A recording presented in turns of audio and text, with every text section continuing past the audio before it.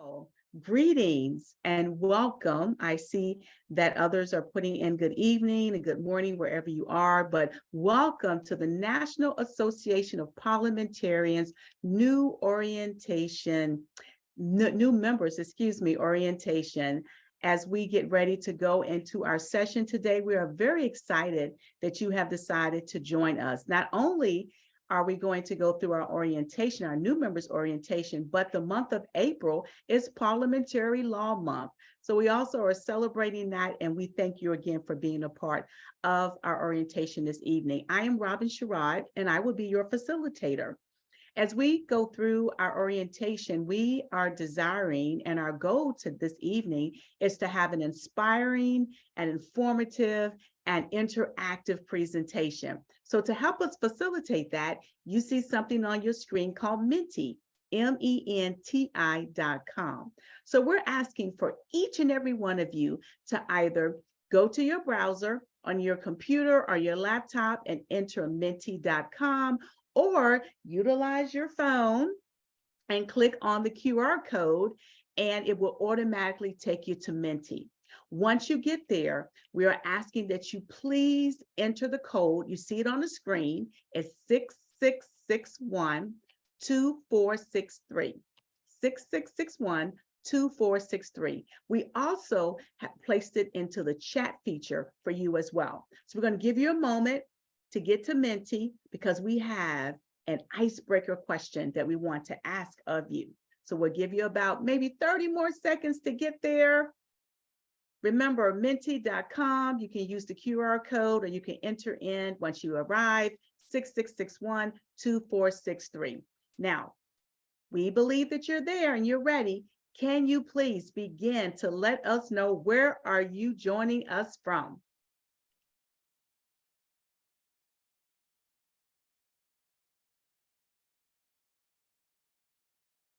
All right, I see Atlanta, Jamaica. Oh, wow, Wisconsin, Washington, D.C. Oh, Pensacola, Florida. Oh, wow, all over. Oh, Texas, Baltimore. Wonderful. So you guys got the hang of it, which is awesome. So again, we're going to be utilizing this wonderful platform as we go through our presentation on today. So please make sure that you can keep Menti.com up and rolling. At this time, without further ado, we are going to introduce our National Association of Parliamentarians president, Ms. Wanda Sims, PRP, and she's going to come and give you some information, and then we're going to go into our video. To you, President Wanda. Thank you so much, Robin. Hello, I am NAP President Wanda Sims, and on behalf of the NAP Board of Directors, welcome to all of our members and guests.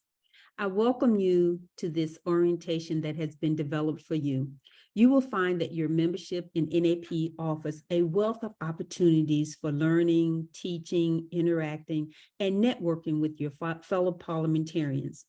Over the next hour, you will learn about the basics and the benefits of being an NAP member. This orientation program will explore our history, our credentialing programs, our governance and organizational structure, our national events, and how you can interact with us on all of those levels and more. This orientation program, as I said, has been created with you in mind, our newest members. We hope that you will ask questions and engage with the presenters. Should you have any questions after the presentation, we encourage you to contact your association leadership, your district directors, or any member of the NAP Board of Directors, including myself. Our professional staff is located at our national headquarters in Independence, Missouri, and they're available to answer any matter of questions that you may have, from renewing your membership to registering for webinars, for conferences, ordering materials from our bookstore, or any questions that you may have regarding your membership in NAP.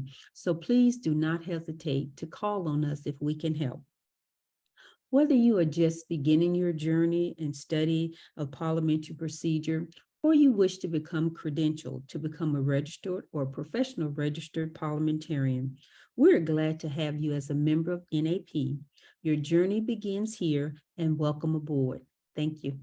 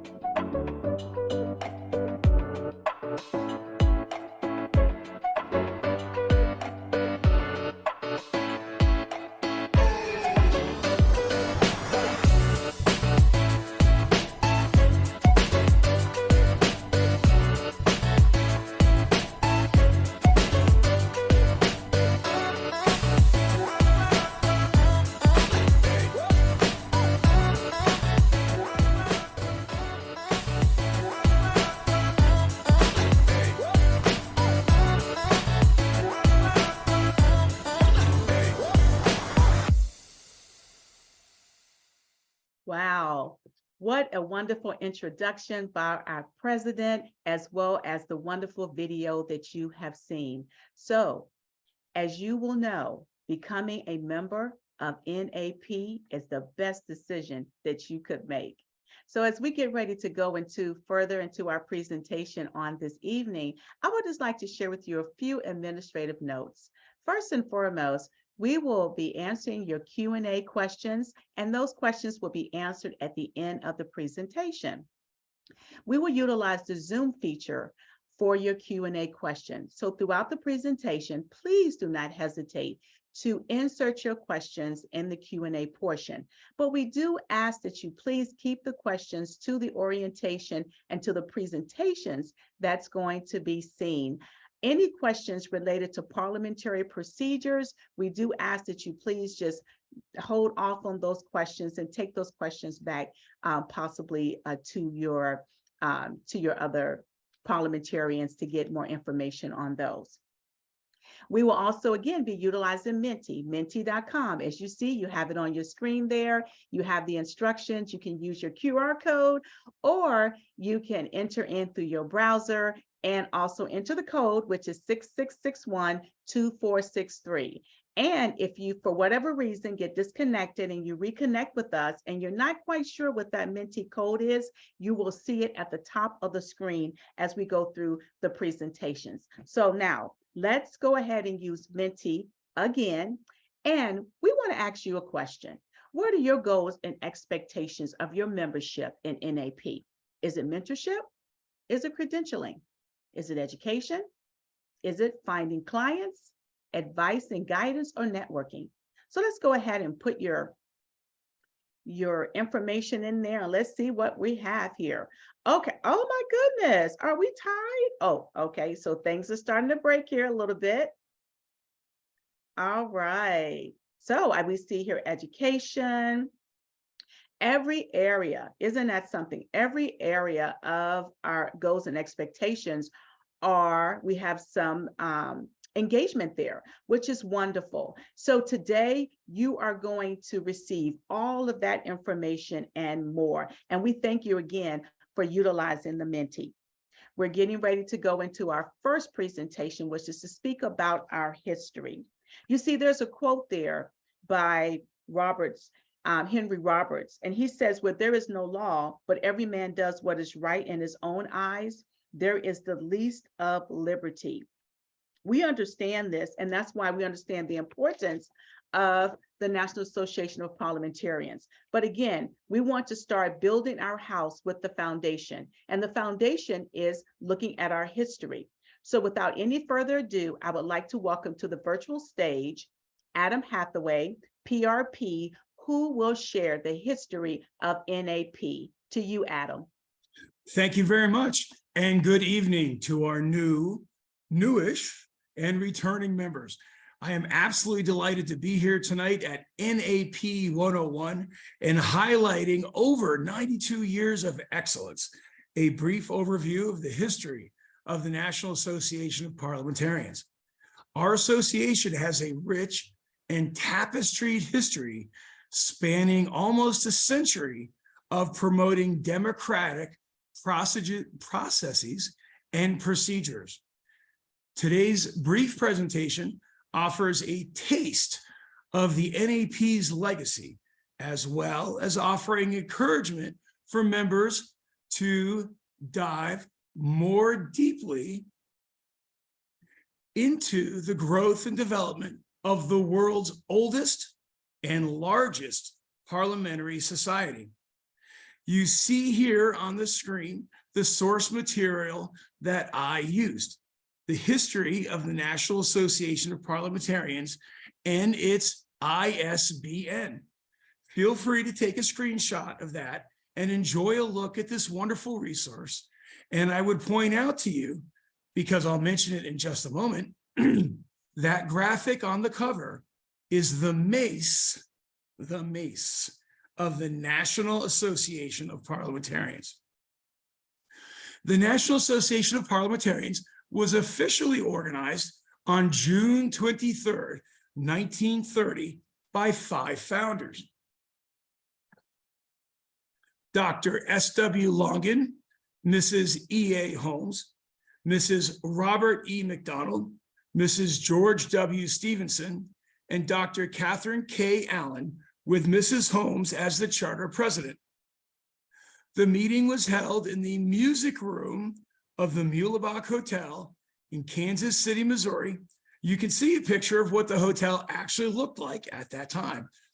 And then the NAP was incorporated on March 22nd, 1933 in Missouri with 19 members.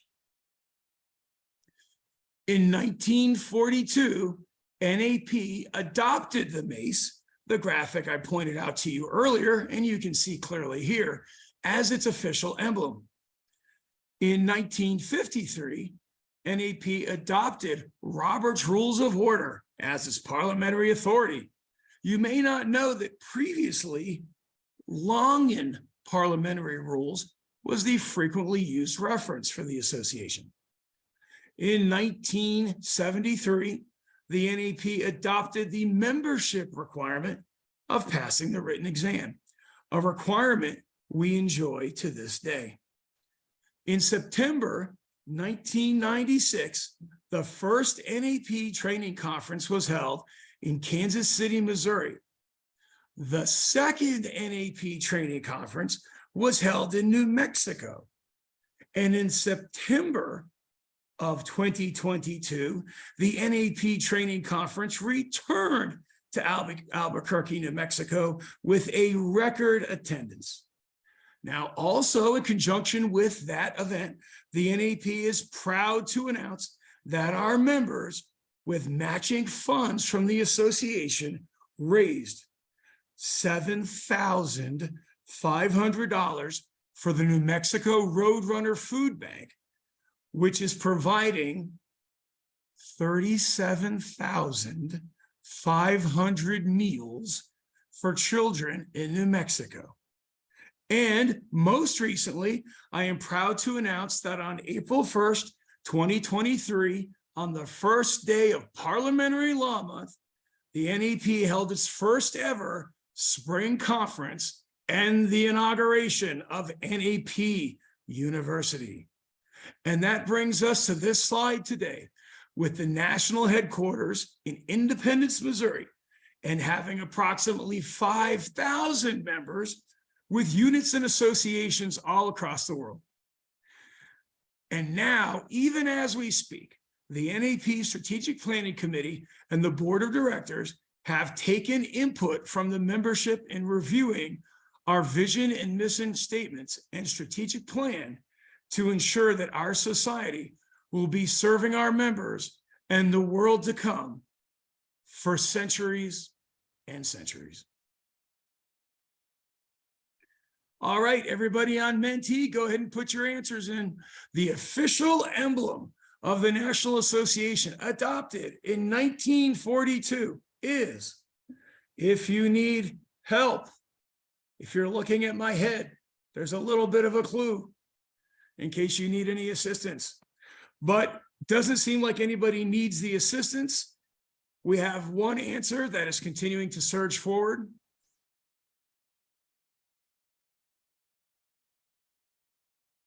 And almost all of you are correct. My head is pointing towards the mace on the background, and that was the official emblem. It is the official emblem of the National Association, adopted in 1942. I encourage all of you to engage in researching the beautiful history of our organization. And the only thing that we need now in our history is to see you in the future history of the NAP. Thank you so much. Thank you, Adam, for laying the foundation by looking back at the NAP history. Now we're going to continue to build upon our house and explore our governing documents. So please help me welcome to the virtual stage, Nicole Learson, PRP. To you, Nicole. Thank you, and welcome everyone, and an especially big welcome to all our newest members of NAP. So as a new member of the National Association of Parliamentarians, it is important to become familiar with its governing documents. In the next few slides, we're going to introduce what governing documents are, discuss NAP governing documents, and highlight some of the points of interest within those documents that may assist you as a new member. What are governing documents? Governing documents contain basic information about an organization, such as an organization's name, purpose, objectives, how those objectives are administered, governing bodies, and requirements related to the administration of assets, as I'm very sure that you all are very familiar with. But as we go through this refresher, understand that NAP and its governing documents include, for example, the NAP bylaws, the NAP standing rules, NAP operational policies and procedures, and the NAP AIP Joint Code of Professional Responsibility for Parliamentarians, just to name a few. If, for instance, as a new member, you want to know the proper use of the NAP emblem, you would reference NAPOP, which is the NAP Operational Policies and Procedures. Or if you were interested in starting a local unit, you could refer to the NAP standing rules. And of course, if you want to begin your journey of education in parliamentary procedure, you would probably reference the NAP Body of Knowledge, the standards for parliamentarians. These documents are your guiding star in proceeding in all matters NAP, as well as on any procedural matters. NAP ensures that members can become familiar with its rules and how it operates so that each member understands his or her role and responsibilities, and at the same time can get the most out of each individual membership experience. As you become familiar with the NAP governing documents, you'll find that there is a hierarchy. That is the level of importance of each set of rules. For instance, NAP is incorporated in Washington, D.C., and its Articles of Incorporation is the highest ranking set of internal rules. Likewise, the NAP bylaws are an important set of rules, and it focuses on governance. Whereas the standing rules, or NAPOP, which focuses on the management of how NAP operates, yields to the bylaws. Understanding which set of rules take precedence and how they work together is important if ever you have any questions on a procedural matter. For particular areas of interest in the NAP bylaws for new members such as yourself who may have their sights set on an NAP committee or an NAP leadership role, or who may be curious about NAP events they anticipate attending, include these sections on election of officers, officer responsibilities, and frequency of NAP conventions, conferences, and trainings. NAP governing documents can be found on the NAP website at parliamentarians.org under the members section. So please check it out when you have time. And again, welcome to the National Association of Parliamentarians. We're excited to have you as our newest members. Now, I hope you have your thinking caps on because I have a question for you. Which governing document would you reference to pursue your education in parliamentary procedure? Is it NAPOP, the NAP Operational Policies and Procedures, NAP Body of Knowledge, the Standards for Parliamentarians, or the NAP Bylaws? And I can see that a good number of you are off to a good start.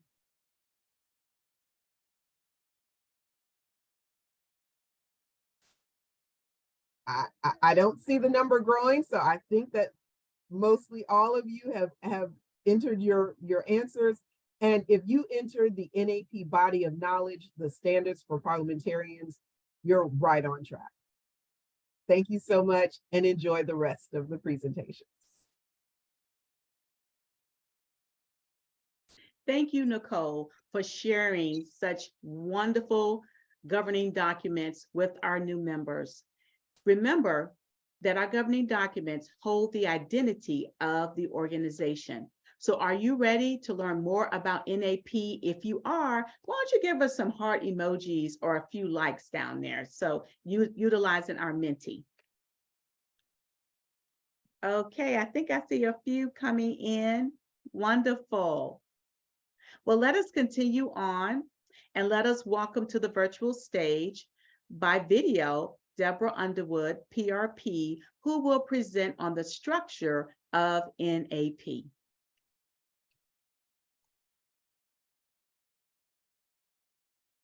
Greetings, new members. It gives me great pleasure to introduce and explain to you about the structure of the National Association of Parliamentarians. First, I will show you the NAP organization chart. As you view the chart, you can see all the components that make the National Association of Parliamentarians the organization that it is. Starting at the top, we have members. Why do we have members? Because NAP is a member-driven organization. You see there is a two-way arrow that leads from members to the board. The NAP Board of Directors, under the direction of the President, makes decisions and is accountable to our members. Members are invited to attend board meetings as observers. By attending, members can observe how decisions are made, get information about upcoming educational programs as well as events, and most importantly, members serve as delegates at the biennial conventions and they vote on the candidates elected to serve on the board. Let's look at the first tier, beginning with the board. The Board of Directors has full power and authority over the affairs of NAP between conventions. The board approves the president's appointments, makes employment decisions, and adopts the annual budgets. To the right of the board, we have the headquarters staff. The headquarters staff is led by the executive director, who is responsible for the day-to-day operations of NAP. She manages the staff that is always there, ready, willing, and able to assist with your questions and all of your needs. To the left of the board, we have the commission. The Commission on Credentialing has full authority to administer the credentialing program for NAP. You will hear more about the commission later in this orientation. Looking at the second tier, beginning with the district directors. The district directors are registered or professional registered members whose primary residence is in their district. The district directors promote NAP educational programs and events through the state associations and the units within their districts. They assist with the formation of new associations in the uncharted areas of their district. To the right of the district directors are the districts. NAP has 8 geographic districts. The boundaries are determined by the board of directors, and when deemed necessary, they can vote to change those boundaries. The complete list of the states and provinces in your district can be found on the home page on the NAP website, which is found at www.parliamentarians.org. Within the districts, there are state associations, units, and clubs. You will hear more about the associations, units, and clubs later on in my presentation. Now, to the left of the district directors are the committees. Connected to committees are the standing and special committees of NAP.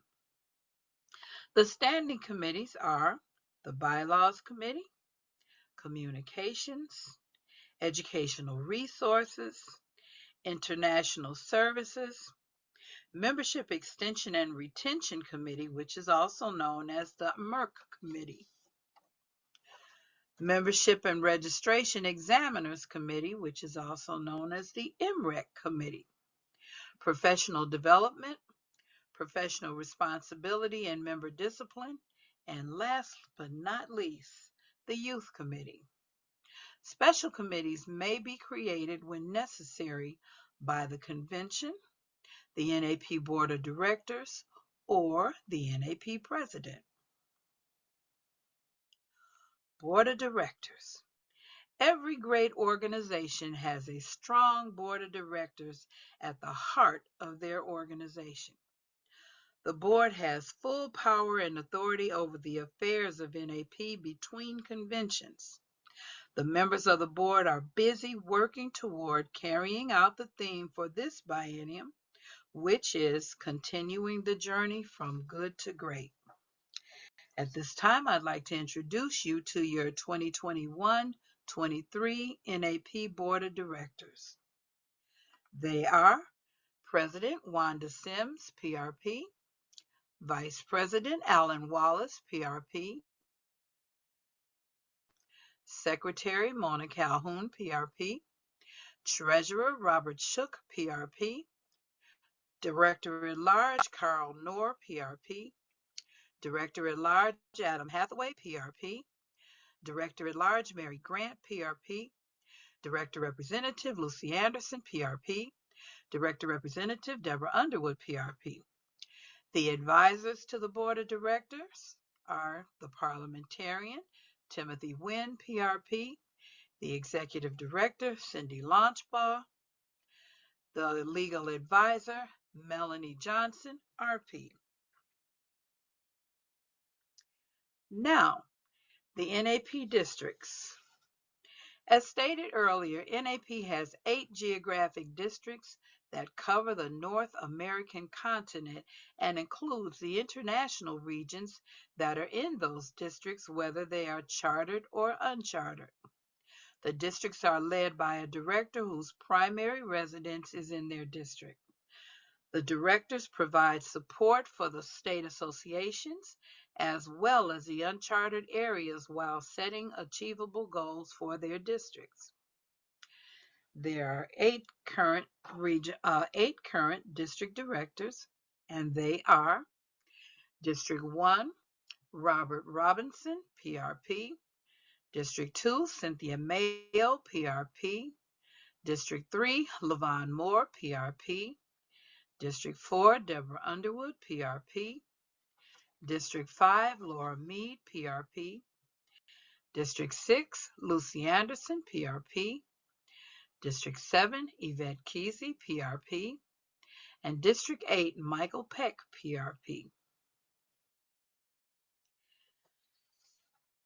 Associations may be organized when there are at least 3 units or 15 NAP members who reside in the effective state, province, or country.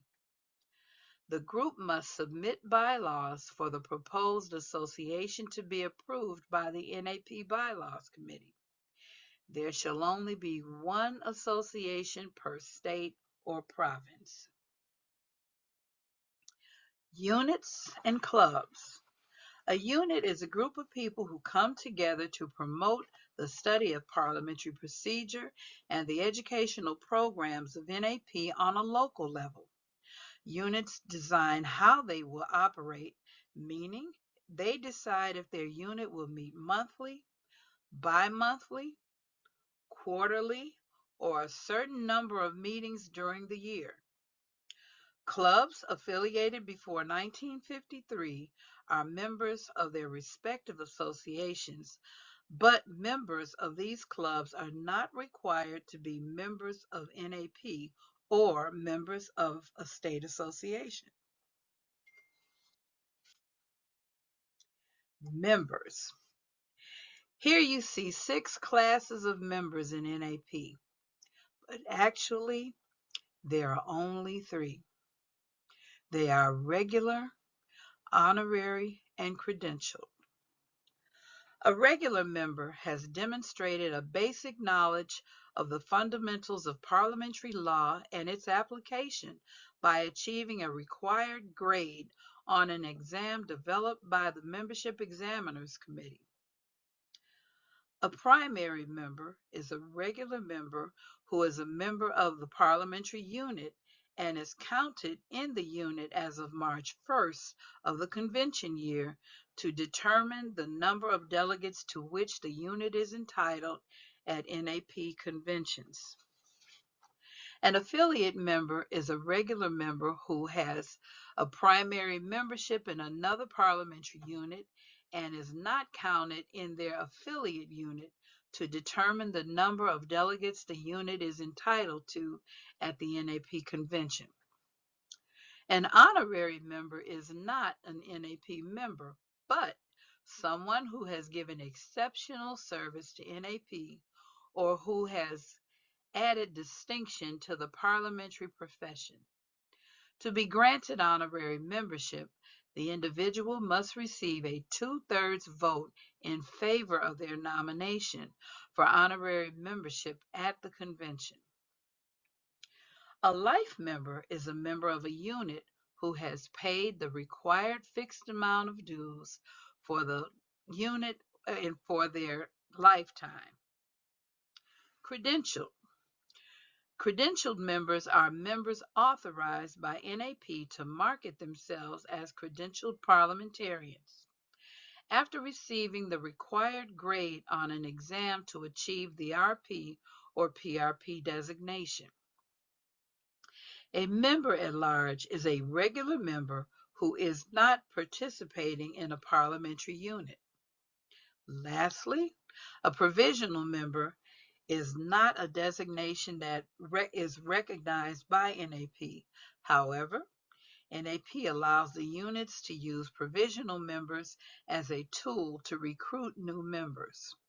Provisional members are non-NAP members who have paid dues to a unit and participate as much as they are allowed by the unit's bylaws. Provisional membership is usually allowed for no more than 2 years before encouraging the member to take the NAP membership exam. The executive director and the headquarters staff. Seated left to right is Cindy Launchbaugh, the executive director, and Wanda Sims, the NAP president. Standing from left to right, Alexandra Blair, she's the membership communications manager. Susan Bradley, sales and member services assistant. And Cheryl Deschamps, member services manager. Although this is a small group, they are a wonderful group of women that do a large amount of work.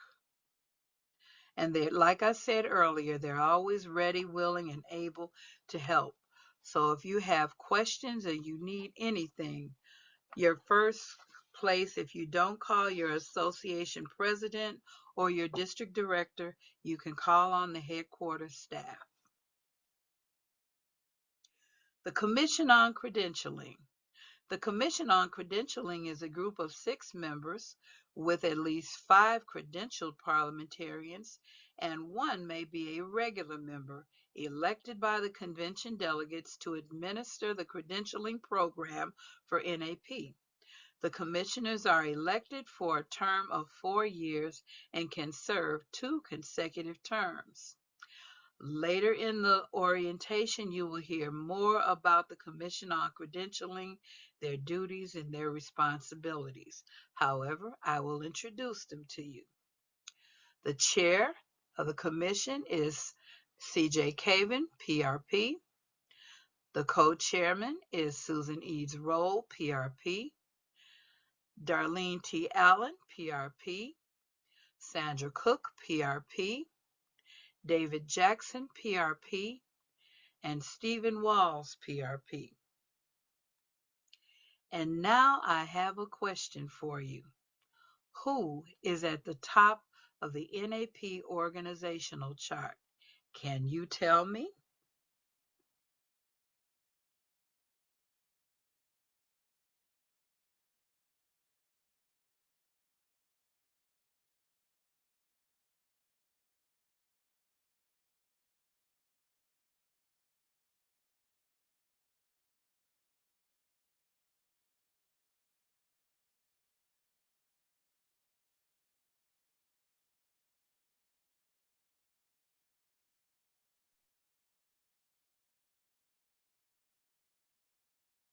Okay, it looks like our answers are coming in and we see members at the center.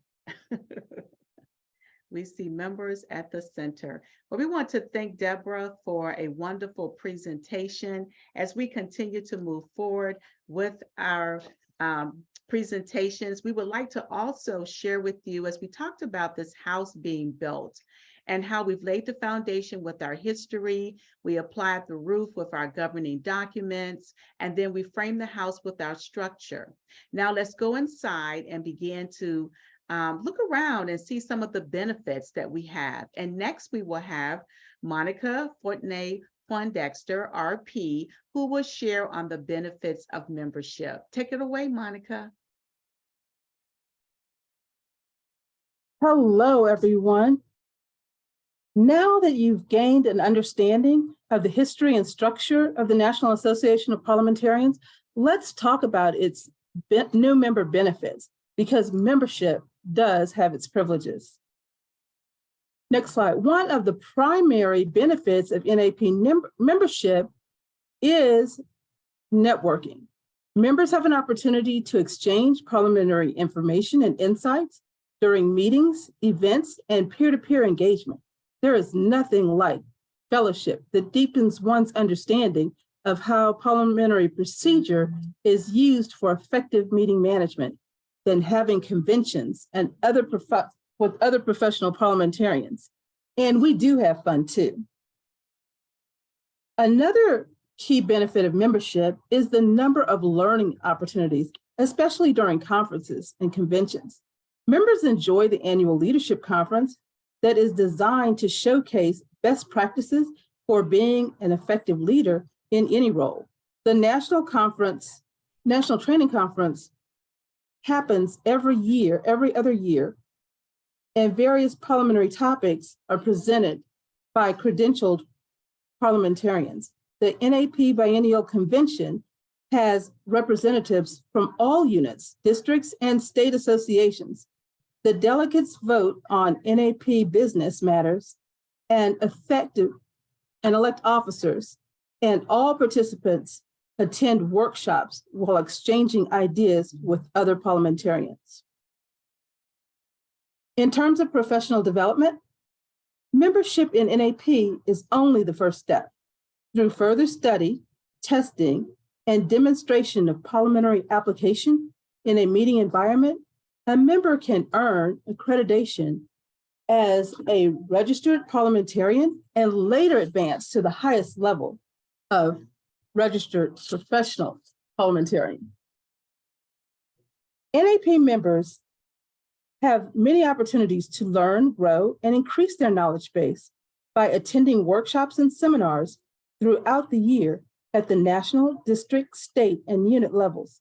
Visit the NAP event calendar as a resource for upcoming seminars and workshops. NAP is known for having a vast collection of educational materials with access available to both members and visitors of its online store at parliamentarians.org.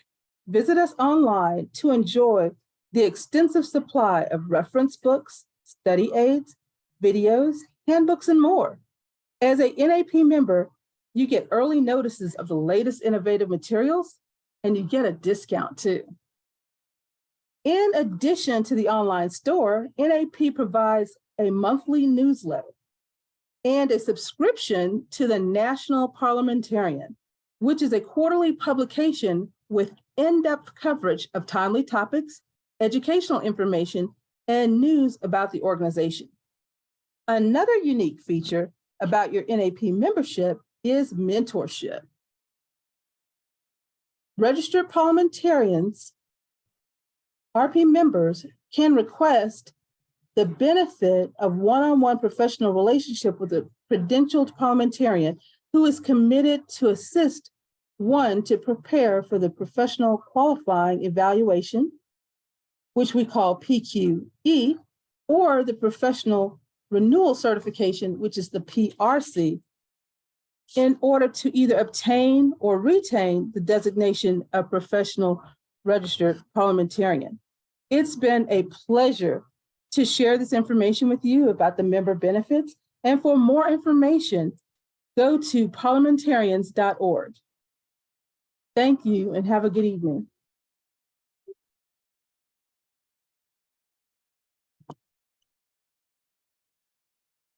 Okay, let's read this slide. What is the name of NAP's quarterly newsletter?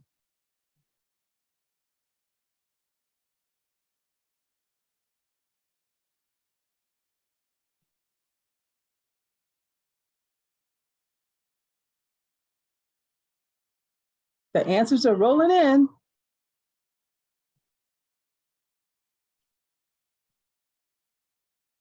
And you're right. Has everyone voted who wanted to vote? It looks like there's an overwhelming population who knows that it's the National Parliamentarian. And as a member, you'll receive that quarterly. Read it, it's great information.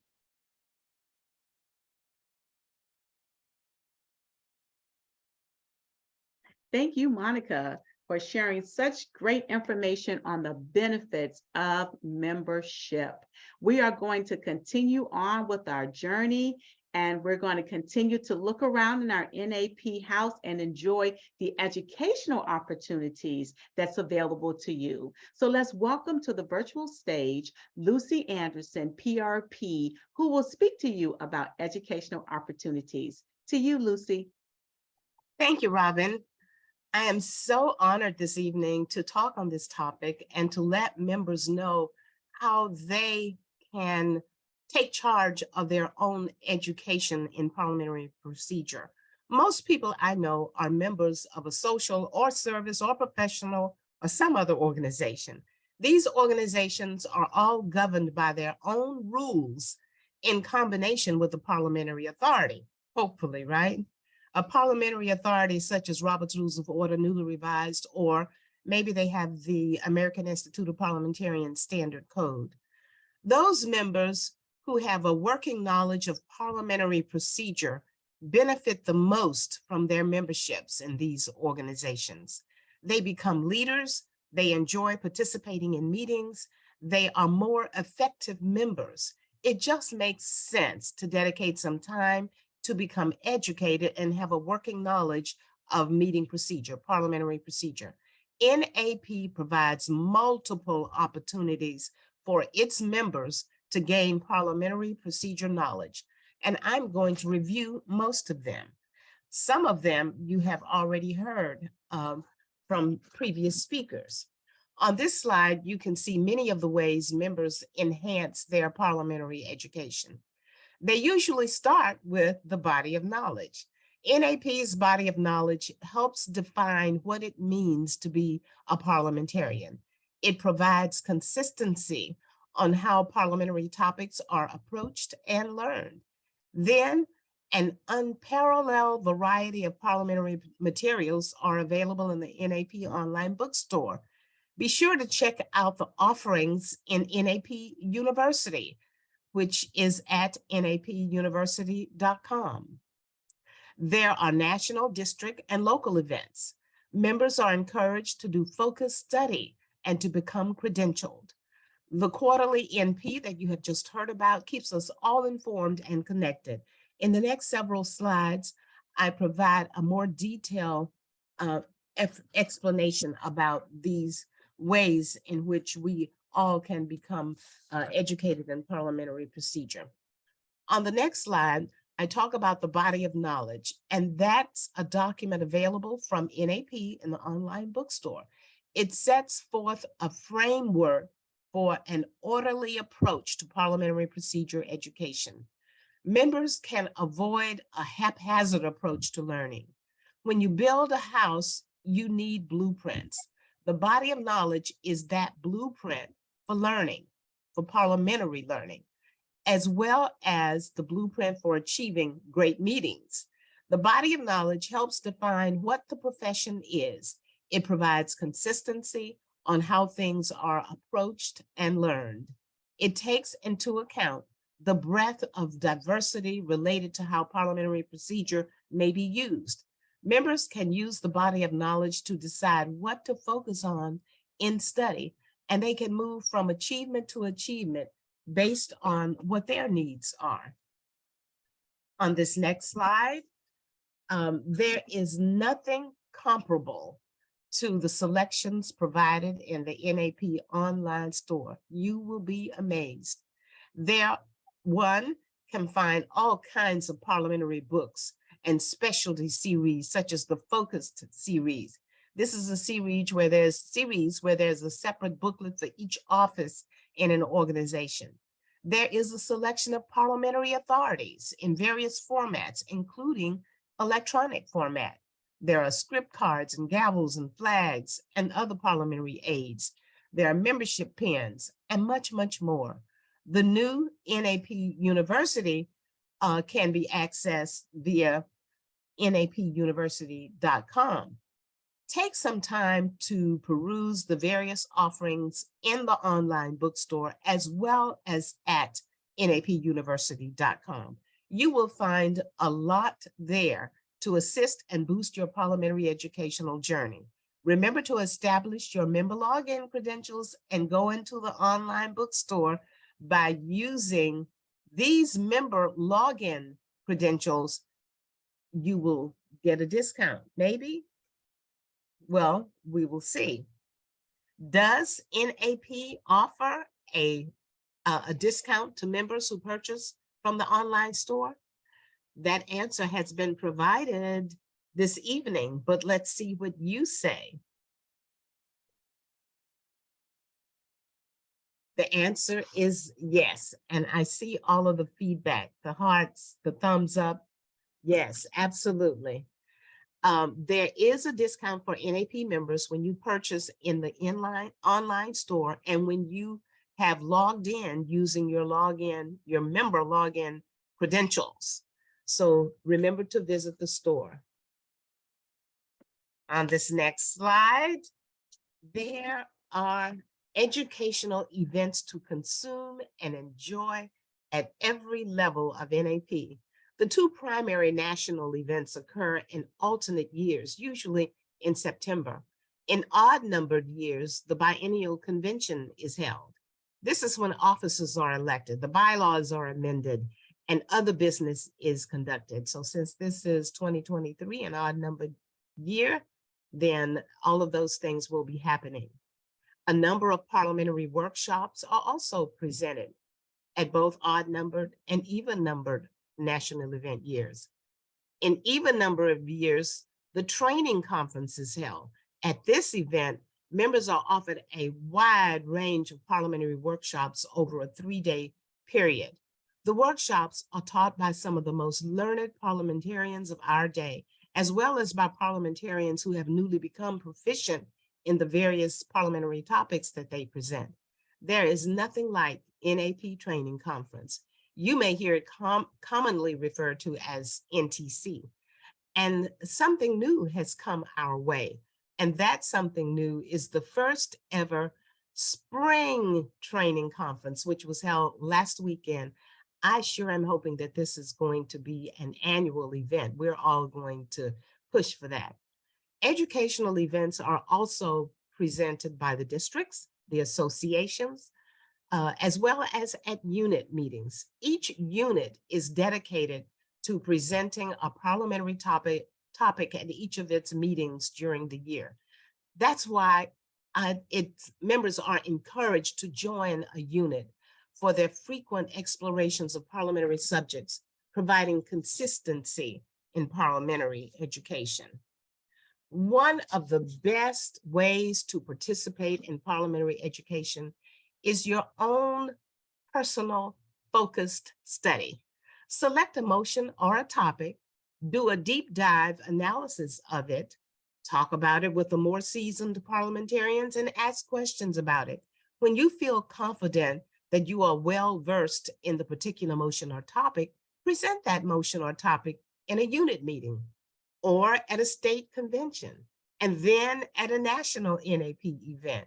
You will be surprised at the boost in your learning that this kind of focused study can provide. I challenge you to try it. Focused individual study. One of the best benefits, and remember focused individual study. I have a question for you a little bit in another slide or two. But one of the best benefits of NAP membership is the NP that you have heard about from Monica. It is the National Parliamentarian, the quarterly publication, which contains scholarly articles, upcoming events, a question and answer section, NAP news, membership updates, announcements, and a variety of other information. And many members use the NP as another way to ensure that they are consistently studying parliamentary procedure, because they are on a quarterly basis receiving the scholarly parliamentary articles. These articles cover items of current interest, intriguing takes on a particular topic, and the author's own creative view of a parliamentary question. The NP provides another method to enhance and support parliamentary education. Another way a member can enhance his or her education is to learn what another parliamentary authority has to say about a particular motion or topic. There are many parliamentary authorities in addition to Roberts. Here is a popular selection of other resources: American Institute of Parliamentarian Standard Code of Parliamentary Procedure, Parliamentary Law, Cannon's Concise Guide to Rules of Order, Modern Parliamentary Procedure, and others. Check them out to see what they say about what you are studying. So now I have a question for you. I want you to take a little time, and I want to give you the opportunity to think briefly about doing some focused study. Right now, I want you to think about that and tell me, if you were going to do an in-depth study of a motion, is that one that you would like to start? Tell me, if you were going to do this tomorrow, which motion would you pick? Which motion is of interest to you? Which motion would you like to learn more about? All right, you've had a few moments to think about it, and I would like for you to type it into Menti now. What is the name of the motion or the parliamentary topic that you would like to focus on? Just you as an individual for your individual focused study. All right. You can go ahead and put them into Menti. All right, I see that the answers are coming in right now. We have 20 answers. So yes, there are some motions that interest you. Perhaps that is why you decided to become a member of NAP, because you heard an interesting motion, or maybe you didn't know about a particular motion. And I see them on the screen. Objection to the consideration of the question. That's an interesting one that I like. Rescind, appeal the decision of the chair, challenge the ruling of the chair, reconsider. Yes, you've got some on which you can start. So the next step is to actually get started. You can do it. This completes my portion of the presentation, but best wishes to you on this lifelong journey that you have become, this journey in learning parliamentary procedure. Keep learning. Thank you, Robin. Wow, thank you so much, Lucy, for sharing the awesome educational opportunities that's available to our NAP members.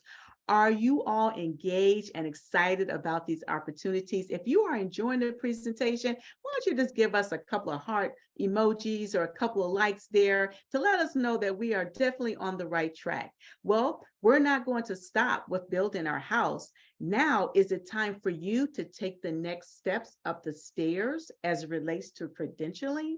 If so, please welcome to the virtual stage Marcia McFadden, RP, who will tell you exactly the next steps you need to take to achieve that goal. To you, Marcia. Thank you, Robin. Good evening, members. I'm so glad that you could join us tonight. And what I'm going to do is provide you with a brief overview of NAP's credentialing programs. In fulfilling its mission as a society dedicated to educating leaders throughout the world in effective meeting management through the use of parliamentary procedure, one of the principles of NAP is to maintain and enhance professional parliamentary credentialing standards. Those standards include ensuring that members are competent and that clients are protected. That means going beyond just memorization of rules and having standards and performance expectations based on the NAP body of knowledge, which lays out the path for learning.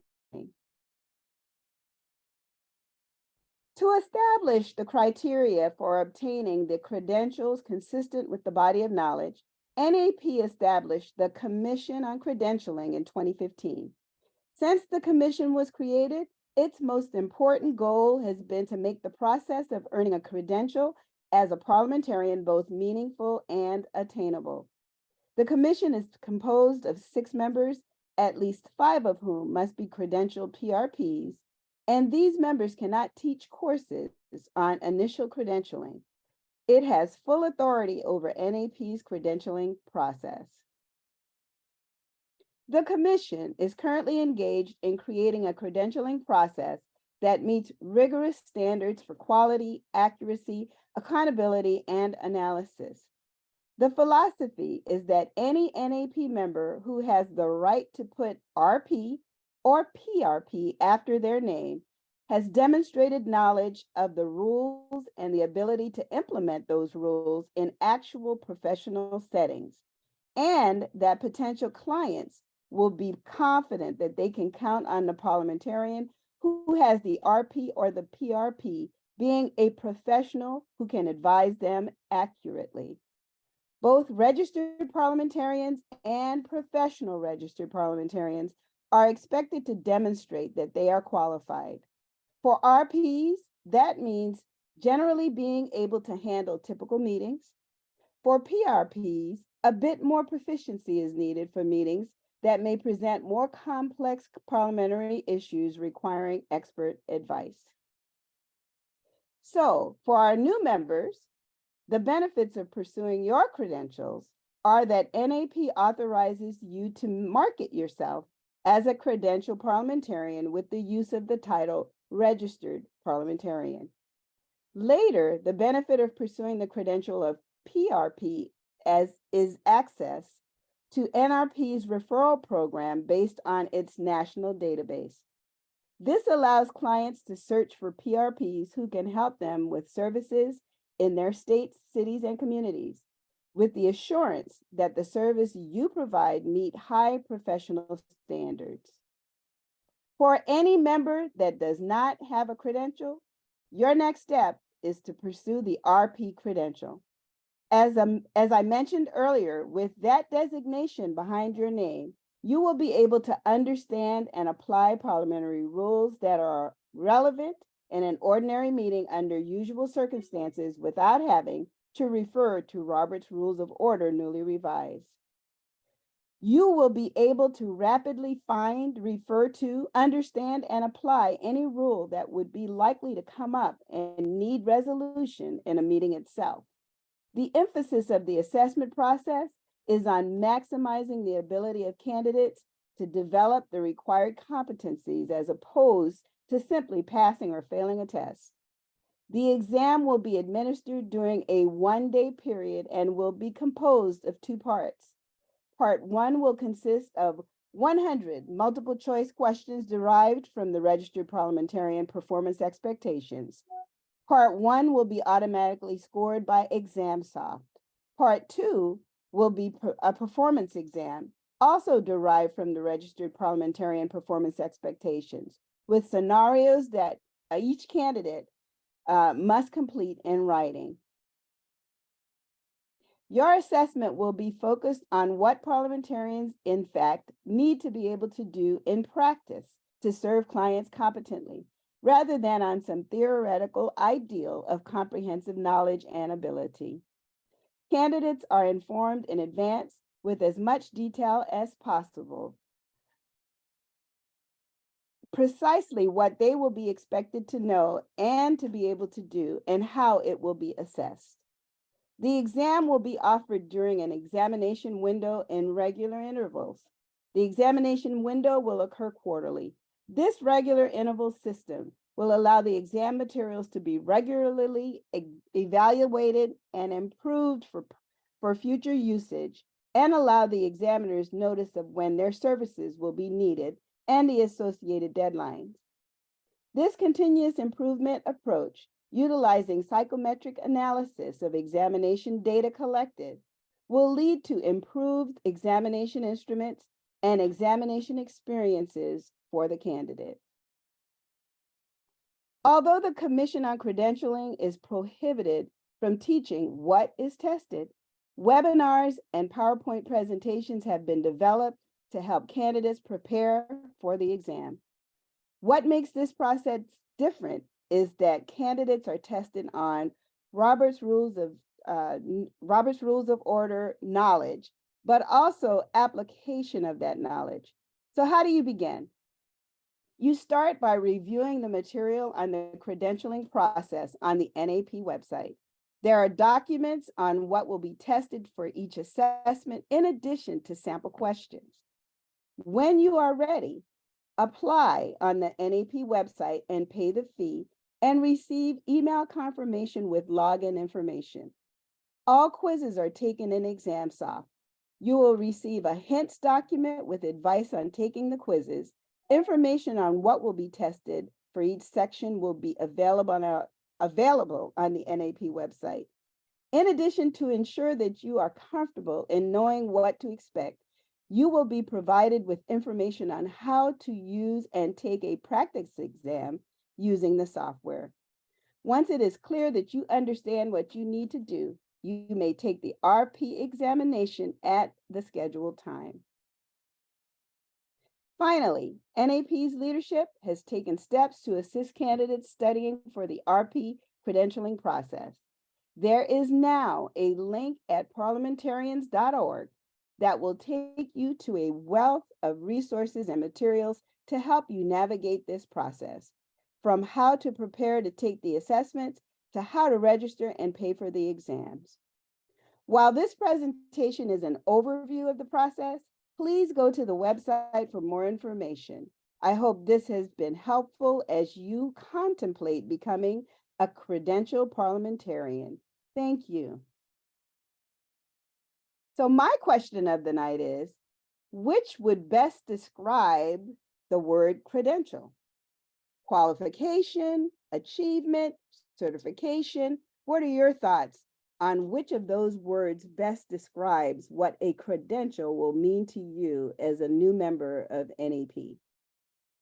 And I see most people are saying certification, and that's certainly correct, qualification, and achievement. And I think I put a little bit of a trick question there. There is no one right answer. Credential means each of those things to us who are members of the National Association of Parliamentarians. When you are credentialed, you are qualified, you have achieved a certain level, and you are certified. Thank you very much for participating in Menti with me on that question. Back to you, Robin. Thank you so much, Marcia, for encouraging our NAP members to take the next step on their credentialing journey. Okay, you have either held or facilitated meetings, but as an NAP member, what meetings are available to you? Well, we're going to enter the virtual stage, Brenda Kennedy, PRP, who's going to share more information just on that. To you, Brenda. Thank you. And good evening to all. I'm going to more particularly describe the variety of meeting opportunities for members in NAP to explore, learn, network, and find all types of opportunities to learn and increase your parliamentary knowledge and exposure. All types of members, from those beginning their parliamentary journey to those that are experienced, professional, and seasoned parliamentarians, can nurture and heighten their exposure to parliamentary law and its processes. Next slide, please. The biennial convention is held in odd-numbered years and is held as a general membership meeting that contains business meetings as well. The 44th biennial convention will be held September 6th through 10th, 2023 in Atlanta, Georgia. Officer elections are held at this convention, and the election of the members of the Commission on Credentialing, which is the body that regulates the processes for obtaining your credentials, is also held at this convention. There are scheduled segments for the purpose of taking the parliamentary qualifying course, as well as the professional renewal course that are offered to provide these opportunities, and there are renewal modules and other parliamentary knowledge sessions held and made available, offered as a part of the convention schedule. The Board of Directors also meets at this convention. There are many parliamentary educational sessions, workshops, and varied opportunities offered to members for their parliamentary enrichment. Also, awards and recognitions are announced, acknowledged, and presented at this meeting. Lastly, but not in the least, the NAP Educational Foundation also meets during this convention. It is through the support of the foundation that we support our NAP educational programs. So we want to encourage all of our members to attend this scheduled meeting and event. The date, again, of the biennial convention is September 6th through 10th, 2023. Mark your calendars. The very next slide will depict the last in-person biennial convention, which was held in 2019 in Las Vegas, Nevada. And you see the slide on that. This slide depicts some examples of the networking opportunities that were made available at that convention. You can see the officers, delegates, and members and the leadership at work during the convention. The informational content as well as the networking opportunities are endless, and they serve to acquaint all members with the leadership of the association. This next slide will depict some of the highlights of the non-business parts of the convention. You see, everybody looks like they're having lots of fun. There are many extracurricular and fun opportunities offered for members to explore and showcase some of their own personal talents, as well as just having some fun during the course of all the work being performed at the meeting. There are games, contests, entertainment, and off-site outings planned as a part of the scheduled activities on a regular basis, as these photos show. Everyone's enjoying themselves and just having a bit of fun. The next slide is going to give you some candid photos involving other parts of the convention schedule. Captured and depicted here are speaker interactions and presentations that occurred at the convention. There were segments of the conference which highlighted membership accomplishments, activities, and recognitions, and also our interaction with supported youth organizations are included and highlighted. In addition to varied NAP luncheon activities, award ceremonies, acknowledgement of incoming and outgoing officers, which are also highlighted at the biennial convention. The next slide is going to show highlights from our NAP training conference. The training conference is held in the even number years.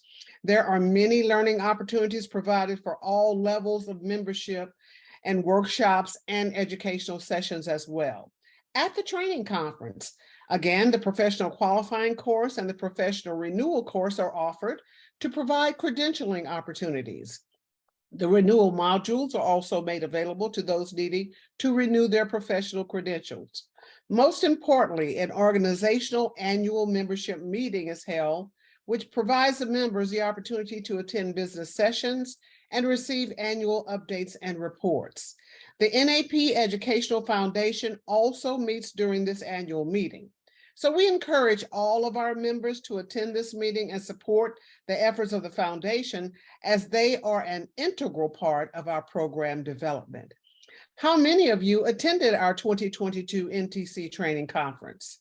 If you attended, did you enjoy it and all the efforts that were made to enhance your parliamentary journey? This next slide will depict some candid photos from the 2022 NTC training conference. As you can see, in 2022, there were many networking opportunities, presentations, and valuable information provided and shared with the membership. In addition, the NAP Training Conference, NAP also provides leadership training through its Leadership Conference, which is depicted and described on the very next slide. Now, the Leadership Conference offers workshops, presentations, and educational opportunities and is available to all members. The conference is focused on providing these learning opportunities not only for our leaders and members, but also for our parliamentary associations and our unit members.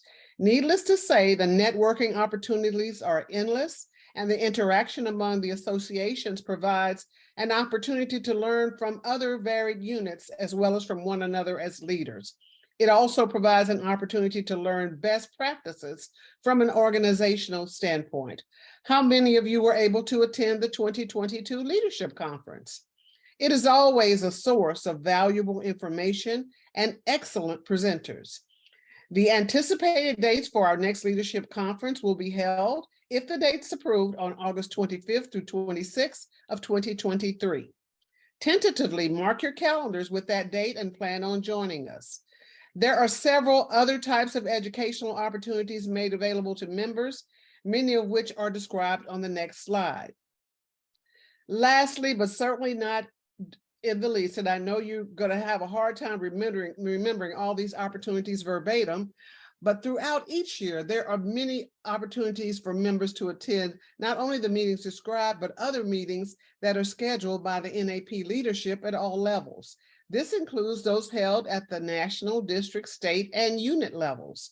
Each level sponsors meetings, workshops, webinars, and other informational opportunities to interact, that provide the opportunity for members to interact, engage, and learn from recognized experts, seasoned professionals, and each other, and others with expertise with parliamentary procedure through those educational avenues, seminars, and workshops. On the NAP website, members can also access web-based courses and distance learning opportunities as they are scheduled and advertised. The website will also provide the details of the credentialing requirements and opportunities and resources that will assist our members, preparing them to serve as parliamentarians at whatever level they choose. In addition, the new member orientation sessions are scheduled to familiarize our newest members with the policies, procedures, events, and scheduling of all NAP opportunities that will be made available to all members. In addition to the meeting at the biennial convention, the board of directors regularly meets on the second Tuesday of the odd months. Those meetings are open to all members to assist in the enrichment of their familiarity, knowledge, and to observe the inner workings of our organization. NAP membership is the most enriching opportunity available to assist those interested in learning and enriching their parliamentary journeys. I hope you have found this information to be informative. Our website provides quite a bit of detail of every meeting and event that has been described in this presentation, but feel free to visit the website as well as contacting the NAP office if further information is needed. Please don't hesitate to take advantage of all of the opportunities that are made available as a part of your valued NAP membership. Thanks so much for your attention.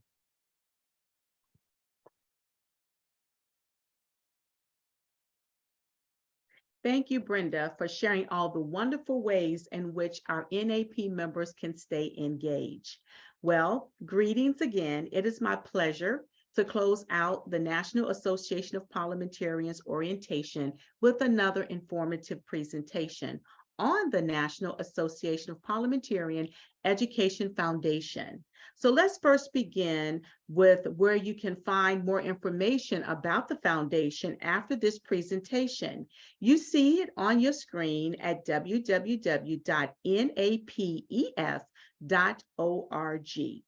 Through contributions, special events, research projects, the NAPEF provides all the extras that help provide parliamentary education, materials, and youth programs to engage people of all ages in parliamentary procedure to achieve orderly, democratic decision-making. The foundation was created in 1983 by action of the biennial convention of the National Association of Parliamentarians to provide assistance to NAP in developing, promoting, and providing parliamentary procedure education, content, material, scholarships, and programs. Over the years, the foundation has contributed more than $300,000 in support of NAP's education programs and materials, grants to credentialing, youth scholarships, and other items. The work of the foundation is made possible through the generous donations of NAP members, others, and through various fundraising activities.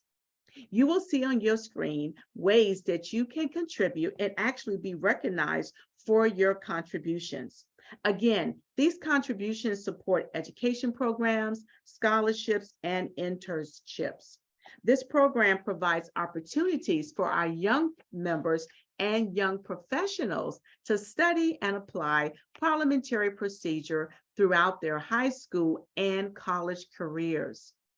Your donations make possible the grant program that funds associations and units in their endeavors. Yes, associations and units are able to apply and obtain grants to create programs, lessons, and workshops that are innovative and that can be shared with NAP membership.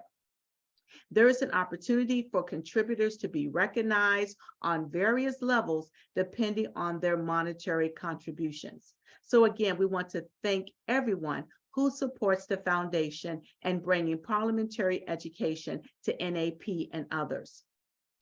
We spoke about grants. Let's talk about grants just a little bit more. The foundation awards grants again for educational programs and parliamentary procedure. These grants fund initiatives such as producing education materials. You can see that information there, $28,000 for educational materials, $3,000 to NAP for the Schoology program as well. So does your unit have a project that can benefit from an NAP Educational Foundation grant? Why don't you go ahead and apply? Also, there are scholarships that's available. So it just doesn't stop there with grants. I'm going to share a few of the scholarships with you. The Student Intern Scholarship. This scholarship will be available for the interns who attend the NAP convention and pass the NAP membership exam. This scholarship will assist these hardworking young people to become members of NAP at the convention. And having the ability to vote in the meetings will add a new dimension to their participation in the NAP convention experience. The Young Professionals Do Scholarship is intended to assist our younger members as well in continuing their parliamentary procedure studies and participation during the years they are becoming established in their careers. This scholarship is available to NAP members between the ages of 24 and 35. Applicants for each membership year will be accepted until November 1st. Another scholarship I'd like to share with you is the Viola L. Brainin Memorial Scholarship application. This scholarship is an award given to NAP members. This is for NAP members now, to attend the in-person National Training Conference, NTC, or the NAP biannual convention. This scholarship is for registration fees only, but every little bit helps. And the applications are accepted until August 1st of that year. Again, you can donate to these scholarships by going to www.napef.org. Now, we are saving some of the best information for last. There is a new partnership agreement. This is very exciting news. Can you believe it? The foundation will donate a minimum of $15,000 annually to the NAP Education Development Fund. They're donating $5,000 to NAP events. As you can see here, the foundation is doing so much for NAP. And we as members are able to support the foundation through our generous donations. So please do not forget or hesitate to go to the foundation's page and to donate. We also have some very exciting news as well. You don't see it there on the slide, but let me share with you. The foundation is now sponsoring the foundation. Are you with me? They're sponsoring learning labs.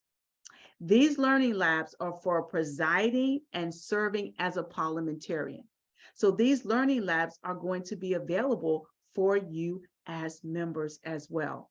So again, awesome and wonderful opportunities through the Education Foundation.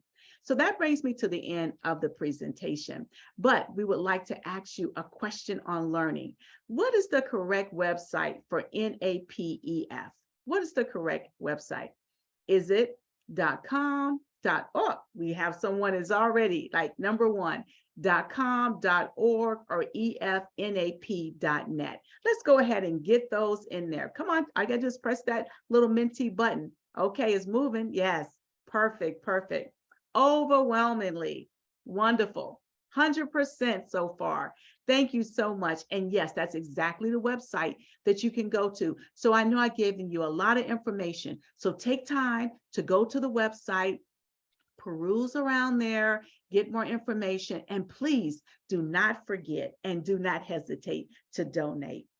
Well, we have now exhausted our agenda for our orientation today. However, you have heard a lot of information from us, but we want to give you an opportunity to answer your questions. We are really glad that we have questions in the Q&A, and I'm going to turn it over to our moderator, which will be Adam, to answer those questions. If we're not able to get the answers to your questions today, be assured that that information will be placed on our NAP website. So now to you, Adam. Thanks, Robin. There's been a number of excellent questions offered tonight, and throughout the presentation, our panelists have been answering some of those questions. A couple that we have hanging out, one of them says, please email all these opportunities. And so I'm very happy to say that our headquarters staff sends out several emails a month and making sure that all of the members are current on what all of the opportunities are. So if you are a member, you will be getting these. I would also recommend that you keep an eye on the NAP store, because a lot of these opportunities can be accessed through the NAP store. Does the foundation and the NAP organization share the same officers, or is it a separate organization? And I can say that it is a separate organization and the officers are elected independently. Mhm.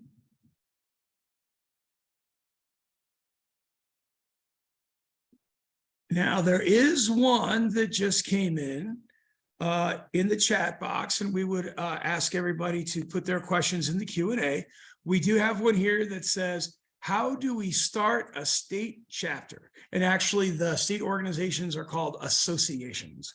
So how do we start a state association?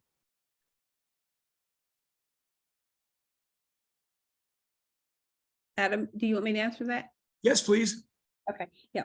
So in order to start a state association, you need to have 3 units in that state or 15 members that are willing to come together and create an association. Now, we have associations in about 44 different states. So more than likely we have one in your state, but if we do not, if you tell us what state you're in and the one you're interested in creating an association in, we can tell you whether or not we have an association there.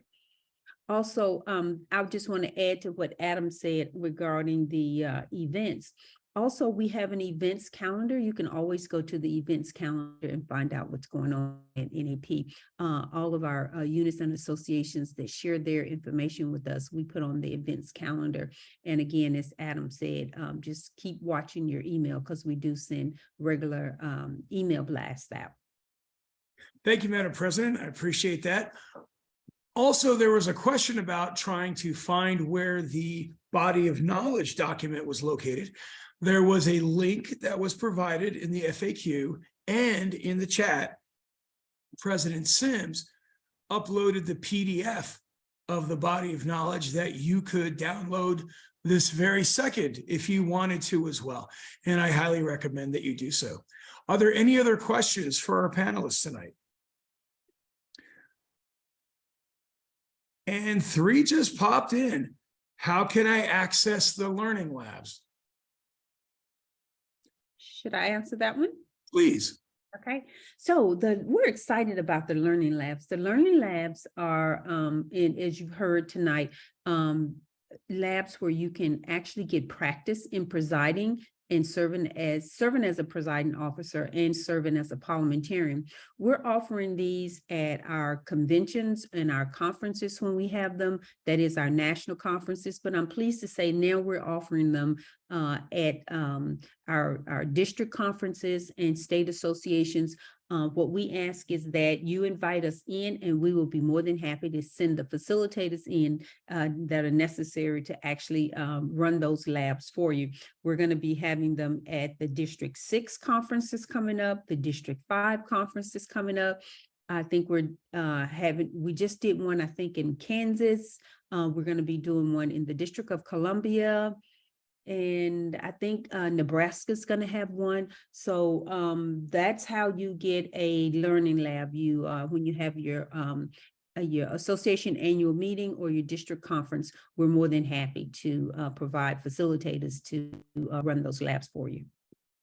Thank you, Madam President. And while you're here, there's another question that says, how do I secure a mentor? Oh, good question. So we do have the mentoring program. And so the mentoring program is currently set up for registered parliamentarians that are seeking to get their professional registered status, and a mentee will be assigned, a mentor will be assigned to you. We're looking at trying to create a program for regular members, mentors. But I tell you what, I think the best way to do this is you join a unit and you will have lots of mentors. The units are well established and they have both RPs and PRPs in their units as well as regular members. And so you can find mentors throughout the units and associations. Excellent. And we have an RP asking the question, I see the renewal PRP modules, but how do I start that journey? So are they already a RP or they? They're already in RP, but would like to start the PRP journey. Oh, okay. So the best way to do that is to get a mentor so they can start working with you. But, you know, if you're an RP, I would say the best thing to do is start serving clients so that you get familiar with and you get some experience in all the areas of being a parliamentarian.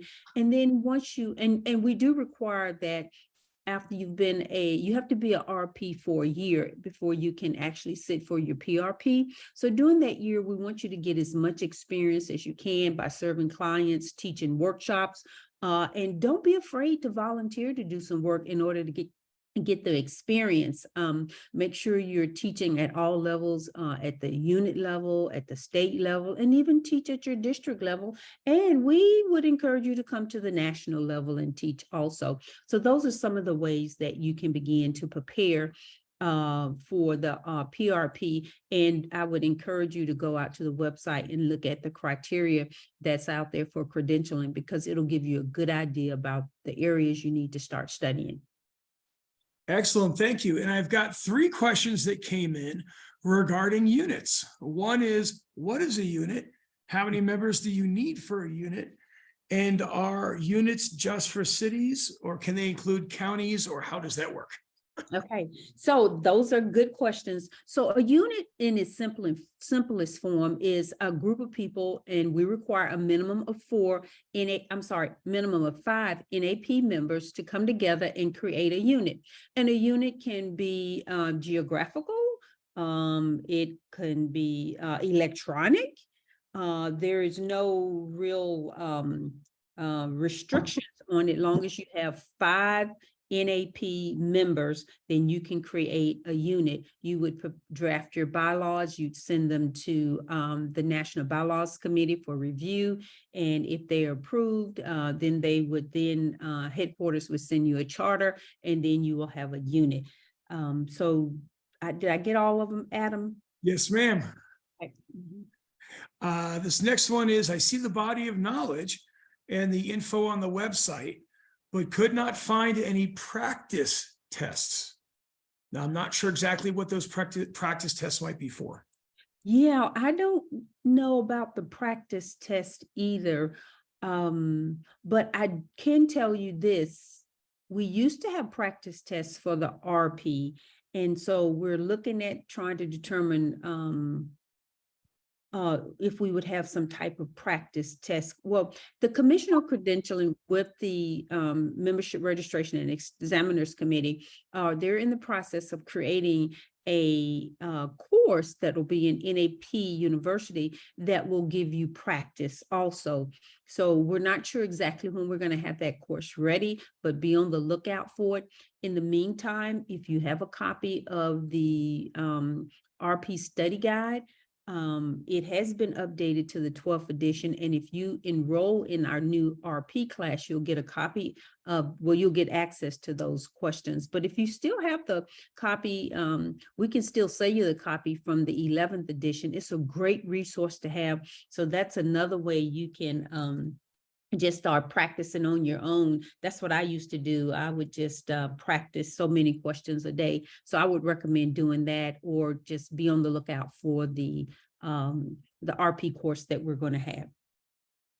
Wonderful. And then the last question that I see up here, that was the last question I see up here, is where in Atlanta is the next conference located? For example, hotel, convention center, et cetera. Yeah, it's going to be at the Waverly Hotel in Atlanta, out near the Greenbrier area. I think it's where it is. Actually, I'll be there in about a week. I'm going there to take a look at the hotel one more time. The committee is meeting there, but it is the Waverly Hotel. Excellent. And there's a follow-up regarding where can we find the study guide and the course mentioned for the RP exam? Is there a link you can share? No, the study guide is not there. You have to take the course, and we're still developing the course, so we don't have that guide. But if you go to the NAP bookstore, you can still purchase the 1,200 questions, and that is based on the 11th edition of RONR, although we did not update and provide a hard copy, that is still a very, very valuable document. And I would encourage you to go out to the website and purchase a copy of that. And, you know, whereas we had the Education Resources Committee to update it so that we could use it for developing the course, I would say to you, it might be a nice challenge as you're studying to update it for yourself. That's a good way to learn and become familiar with the information that's in there. Well, thank you very much, Madam President. Between you and the panelists, over 20 questions from our attendees tonight have been answered. And so I will turn this back to our moderator. Thank you all. Thank you so much, Adam, for being an excellent moderator for the Q&A. We definitely appreciate all the questions. And thank you, new members, for filtering those questions. Some very, very good and thoughtful questions. So we thank you for that. Now, we definitely want your feedback. It's important because your feedback will help to enhance this orientation, expand it if it needs to be expanded, and to change anything that you feel that we need to change as, you know, overall, when we look at the survey results. We would like for you to please, once you receive the link, you will receive a link for the survey. Please take the survey and you will receive more information about that. As well, you're going to also receive the NAP 101 brochure. That's a brochure that's been specifically designed for you, and you will receive that once you complete your survey. So we definitely encourage you to complete the survey. We see some emojis there, we see some hearts, we see some likes. Thank you for acknowledging the hard work from our presenters. We definitely appreciate that. So I'm going to turn it back over to our president for her remarks, and then we will be followed by Marcia McFadden, who is the chair for our new members orientation. Thank you again for the opportunity to be your moderator, and we look forward to seeing you at the conferences or meetings that will be held supporting NAP. Thank you, Madam President. Yes, thank you, Robin, and thank you to the committee. You all have done a wonderful job, but first let me say thank you to all of our new members that have come out to participate in this orientation. We know that we shared a lot of information with you, but I would encourage you to, if you do not belong to a unit, find a unit. We have lots. I think we have somewhere in the neighborhood of 192 units across the country, across the US. And so I would encourage you to find a unit, whether it be a virtual unit or an in-person unit, and start attending some of their meetings so you can learn more and more about parliamentary procedure. Your state associations, or I should say associations, they have all types of training. And a lot of this training, even if you're not a member of that association, a lot of it is open to all of our members, so you don't have to pay, but just go to the NAP website. And so you'll see what units and associations and districts are doing training, and they're doing training on a regular basis. So that's another good way for you to begin. And if you belong to a unit or an association, talk to the leadership about creating some type of study session so you can begin to study for your RP, or create some type of cohort so you can start to study for your PRP. And then let me just say that you've heard us talk about NAP University. It is new. We opened the doors of NAP University on Saturday, and we're excited. The university will house all of our education at the national level and incorporate a lot of what's being done at the lower levels also. So I would encourage you to go out to NAP University and take a look around and see what's out there. And if you have some suggestions on what courses you want to be out there, just send us a message and let us know.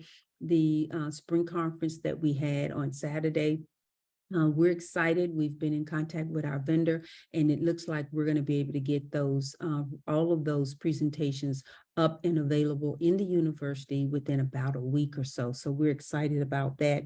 The District 6 conference, Director Anderson, are you still with us? Would you just give them a shout out and tell them a little bit about your District 6 conference that's coming up? Thank you, Madam President, for the opportunity to do just that. It's going to be June 23rd and 24th at the South Shore Harbor Resort and Conference Center in League City, Texas. And we are going to have several workshops. We have a panel on what it means to be a career parliamentarian. There's a second panel on the government parliamentarian, which will include several parliamentarians of state houses and a couple of state legislators that we have said that they will join us. So there will be information about the District 6 conference in the upcoming NP, National Parliamentarian. And we'd love to see everybody on this orientation there in District 6. We're going to have those learning labs that the foundation is supporting. So please come. Okay, all right. And then one final comment, and then I'll turn it back over to Marcia. I see in the there was one question from Brandy saying that she can't find the RONR 11th RP exam test. And can we please send her a link? And so there is no test for it now, like we used to have before. But if you call our headquarters, they will be able to get you you will be able to purchase a copy of the 11th edition of the it'll be the RP exam, the 11th edition. It's the study guide that has the 1,200 questions. And so Brenda, you're saying, I meant the training materials you said that were on the website. Yes, contact the headquarters. If you can't find them on the website, they will point you to the study guide. I'm pretty sure we have those study guides still in the bookstore. When I was there last, I saw them. So contact headquarters and they will, Susan is her name, or Cheryl, either one, and they'll be able to help you get a copy of that. And so again, to all of our members, thank you. And to the committee, we have been at this now for, I guess this is our third one. And so I just want to say thank you to you all for the hard work that you've put in to help make this very informative for our new members. And new members, if you continue to have questions, please let us know. And to our technical team, Tamara and her team, thank you so much for all the work that you've done with us on this journey of ours. So Marcia, I turn it back over to you.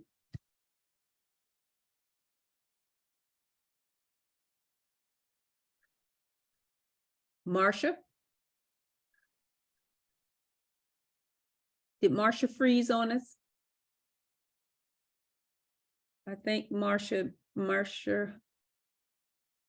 Okay, so I'm not sure. Marcia's may be frozen there. I'm not sure. But let me just say again, thank you, everyone. And to our members, if you do have questions, feel free to follow up with any of us, the headquarters staff, anyone on your NAP board of directors. Marcia, are you there? I think I did freeze. Oh, we have Carl, Director Nora put the NAP study guide in the chat.